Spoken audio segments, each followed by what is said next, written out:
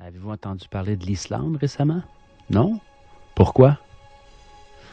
Si quelqu'un croit qu'il n'y a pas de censure actuellement, qu'il nous dise pourquoi on a tout su au sujet de ce qui se passe en Égypte, en Syrie et en Libye, et pourquoi les journaux n'ont absolument rien dit sur ce qui se passe en Islande, eh bien, écoutez bien ceci. En Islande, le peuple a fait démissionner un gouvernement au complet. Les principales banques ont été nationalisées et il a été décidé de ne pas payer la dette contractée par ces dernières auprès des banques de Grande-Bretagne et de Hollande, dette générée par leur mauvaise politique financière. Une assemblée populaire vient d'être créée pour réécrire la Constitution, et tout cela pacifiquement. Toute une révolution contre le pouvoir qui a conduit à cette crise. Voilà pourquoi rien n'a été publié. Depuis plusieurs mois, puis même on pourrait dire depuis 2 ans, là, on n'a pas vu grand-chose. Que se passera-t-il si les citoyens du monde en prenaient exemple? Brièvement, voici l'histoire des faits. 2008, la principale banque du pays est nationalisée. La monnaie s'effondre, la bourse suspend son activité, le pays étant banqueroute. 2009, les protestations citoyennes contre le Parlement font que des élections anticipées sont convoquées. Elles provoquent la démission du premier ministre et en bloquent de tout le gouvernement. La situation économique désastreuse du pays persiste. Par le biais d'une loi, il est proposé à la Grande-Bretagne et à la Hollande le remboursement de la dette par les paiements de 3 500 millions d'euros. Un montant qui doit être payé mensuellement par toutes les familles islandaises pendant les 15 prochaines années à un taux d'intérêt de 5 %.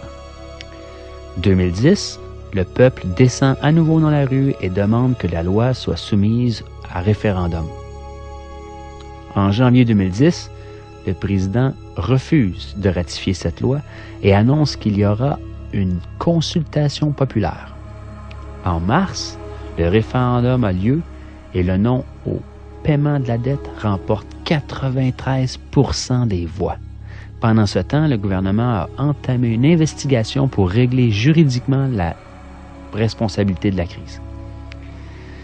Les détentions de plusieurs banquiers et cadres supérieurs commencent. Là, je parle de prison, là. Oui, on n'est pas tous des mauviettes. Il y a des gens qui se tiennent, il y a des gens avec des colonnes vertébrales sur la terre, là.